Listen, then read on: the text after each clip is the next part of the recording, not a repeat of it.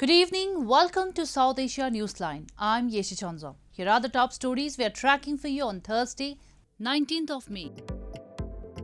Indian court convicts Kashmiri separatist Yasin Malik in 2017 terror funding case. Afghanistan's Taliban mediate ceasefire between Pakistan TTP militant group. And Sri Lanka's fuel gas shortages set to ease, says central bank governor. And now for all the details. While huge swath of India is grappling with the unprecedented heat, the northeast region is being devastated by floods and the southern region by heavy rainfall. In northeastern Assam state, more than 500,000 people have fled their homes to escape heavy floods triggered by pre-monsoon rains. Authorities warn the situation could worsen. The flood situation in India's northeastern Assam state remained grim on Thursday, with the number of affected increasing to 662,385 in 27 districts, according to official bulletin. The death toll also rose to 9, with one more person losing his life in Darang district. The worsening flood situation has driven people out of their homes as most buildings have submerged in floodwaters. Locals in Nagaon district were seen seeking refuge in empty school buildings along with their families and belongings that they were able to save from the floodwaters. ये बांध का हालत अभी भी बहुत बदतर से बदतर होता जा रहा है। स्कूल हो या नामघर हो, मंदिर हो, और सब कुछ मतलब पानी के अंदर जा रहा है अभी तक। अभी देख रहे हैं ये लोग पूरा समुद्र जैसा दिख रहा है। यहाँ का मौसम बहुत ख़राब है, पूरा बारिश भी हो रहा है लगातार 3-4 दिन। लोगों का बहुत प्रॉब्लम हो रहा है। More than 500,000 people have fled their homes in Assam to escape heavy floods triggered by pre-monsoon rains. Authorities warned the situation could worsen. Heavy rainfall continued to lash southern Kerala and Karnataka on Thursday, disrupting normal lives in several areas of both the states. Indian Meteorological Department IMD has issued orange alert in 12 districts of Kerala. Meanwhile, Karnataka Chief Minister Basavaraj Bommai along with officials visited rain-affected areas in Bangalore city and announced compensation for houses that were damaged during the heavy rains.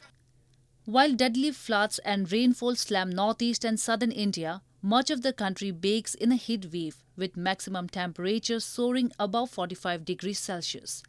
The wrath of the heat is not only experienced by humans but it befell on animals too, prompting zoo authorities to make special arrangements to provide the animals sanctuary from the heat.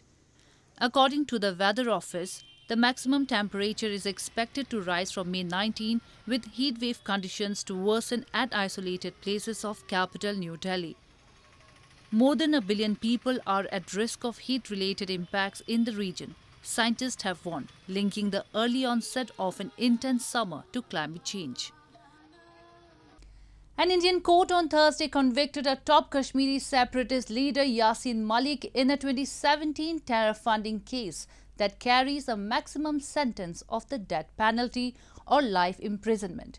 The arguments on the quantum of sentence will be heard on May 25th. A court in Indian capital New Delhi on Thursday convicted Kashmiri separatist leader Yasin Malik in a 2017 terror funding case for illegally raising funds, being a member of a terrorist organization, criminal conspiracy and sedition. The court directed the country's National Investigation Agency to assess financial situation of Malik, who was arrested in 2019 from Jammu and Kashmir, to determine the amount of fine to be imposed and posted the matter for arguments on quantum of sentence for May 25. The court had earlier said that Malik had set up an elaborate structure and mechanism across the world to raise funds for carrying out terrorist and other unlawful activities in Jammu and Kashmir in the name of freedom struggle. India has long accused Pakistan supports militancy in Jammu and Kashmir. Islamabad, however, denies this, saying it only provides diplomatic and moral support to the Kashmiri people. Earlier on Thursday, Jammu and Kashmir police arrested 4 terrorists associated with Pakistan-based Lashkar-e-Taiba and one of their associates, for involvement in a blast at a liquor shop in Baramulla district, which killed one civilian. Police also recovered a huge cache of arms from their possession. Defending its decision to ban wheat exports on the global stage, India on Wednesday voiced its concerns over global food insecurity amid an unjustified increase in food prices and cautioned the West that the issue should not go the way of COVID-19 vaccines at the highest level ministerial meeting on global food security call to action in New York. India's junior foreign minister V. Muralidharan on Wednesday defended New Delhi's ban on wheat exports as necessary to address unjustified food prices and cautioned the West that the issue should not go the way of COVID-19 vaccines, for which poor countries struggled to find while rich nations hoarded the doses. Speaking at the US-led food security ministerial meeting at UN headquarters in New York on Wednesday, the minister emphasized that India will play its due role in advancing global food security, and it will do so in a manner in which it upholds equity, displays compassion, and promotes social justice. We are committed to ensuring that such adverse impact on food security is effectively mitigated and the vulnerable cushioned against sudden changes in the global market. In order to manage our own overall food security and support the needs of neighboring and other vulnerable developing countries, we have announced some measures regarding wheat exports on 13th May 2022. India has never been found wanting in helping countries in distress, even in the middle of COVID-19 pandemic and ongoing conflicts, he reiterated. India, he said, was ready to consider requests for food grains from countries on a case-by-case basis, despite the wheat export ban. On May 13, India imposed a ban on wheat exports in a bid to control retail prices of wheat and wheat flour fueled by a shortage due to heat waves and the war in Ukraine. Moving on, Pakistan's new Foreign Minister Bilawal Bhutto-Zardari on Wednesday told US Secretary of State Antony Blinken that his country prefers trade over aid, as the two leaders met in New York on the sidelines of a UN summit.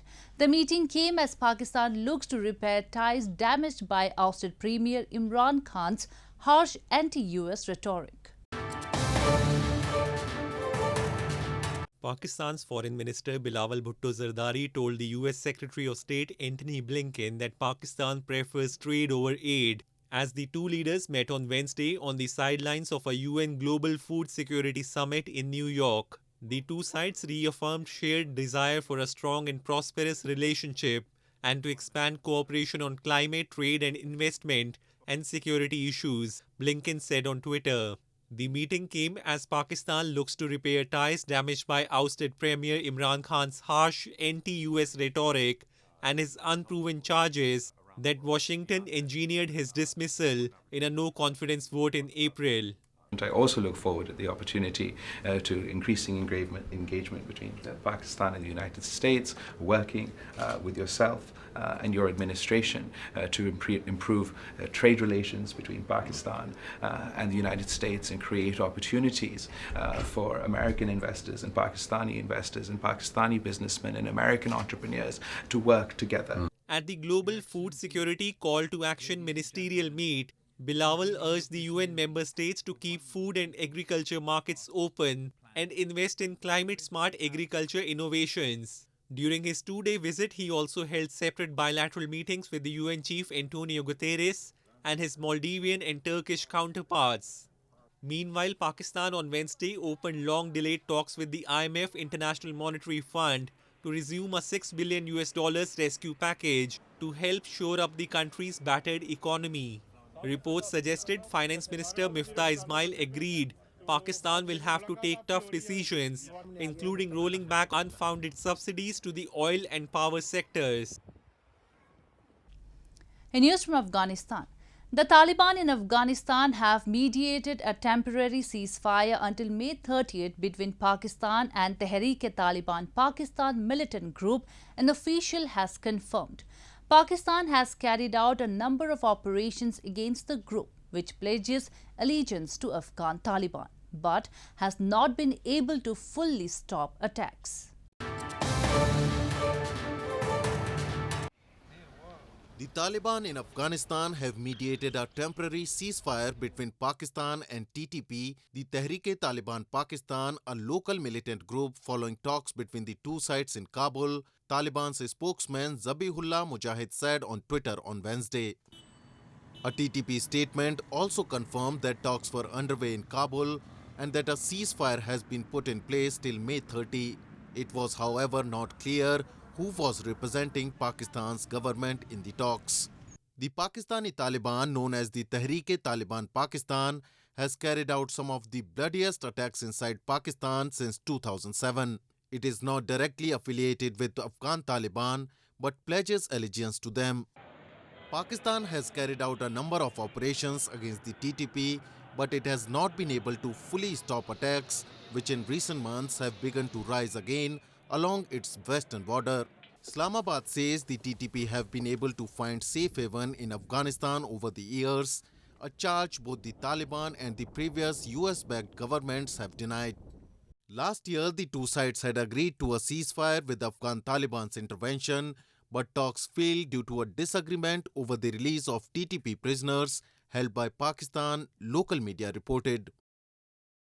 In news from Sri Lanka, Sri Lanka's central bank has secured foreign exchange to pay for fuel and cooking gas shipments that will ease crippling shortages, its governor P. Nandalal Weerasinghe said on Thursday. As Prime Minister Ranil Wickremesinghe said, supplies had been locked in for at least a month. Weerasinghe told a news conference adequate dollars had been released to pay for fuel and cooking gas shipments, utilizing in part of $130 million received from the World Bank and remittances from Sri Lankans working overseas. This followed after the central bank held interest rates steady at a policy meeting, citing a massive 7 percentage point increase in April that it said was working its way through the system. The country was more politically and economically stable, Weerasinghe said, adding that he would stay on in his post. Sri Lanka is also officially now in default on its sovereign debt as a so-called grace period to make some already overdue bond interest payments expired on Wednesday. Weerasinghe said plans for a debt restructuring were almost finalized and he would be submitting a proposal to the cabinet soon. Moving on, tea producers and exporters in India have said that the ongoing economic crisis in Sri Lanka has come as an opportunity for the Indian tea industry to increase exports and grow business. Rampant inflation and inefficiency in importing fertilizers has been affecting tea production in Sri Lanka. Tea producers and exporters in Siliguri city of India's West Bengal state have said that the mounting economic crisis in Sri Lanka has given a tremendous opportunity to the Indian tea industry to increase exports. Tea production in Sri Lanka, one of the India's major competitor, has been impacted in recent months due to the ban of chemical fertilizer, which was later withdrawn, but soaring inflation has led to inefficiency in importing organic fertilizer, thus affecting output. Indian tea exporters say the situation has come as blessing for them to grow their business. अभी उनका export काफ़ी कम हो गया है, ना के बराबर है, डिस्टर्बेंस बहुत चल रहा है. तो हमारी जो इंडियन चाय, मेनली हम लोग ऑर्थोडॉक्स चाय एक्सपोर्ट करते हैं, लंका भी ऑर्थोडॉक्स चाय एक्सपोर्ट करता है, तो हमारी एक्सपोर्ट के लिए जो ऑर्थोडॉक्स चाय बनाते हैं उनके लिए बहुत ही बेनिफिट होगा, क्योंकि ईरान, इराक और ये टर्की वगैरह जो भी चाय एक्सपोर्ट होती है सब ऑर्थोडॉक्स चाय होती है, तो ऑर्थोडॉक्स चाय का मार्केट बहुत ही अच्छा रहेगा.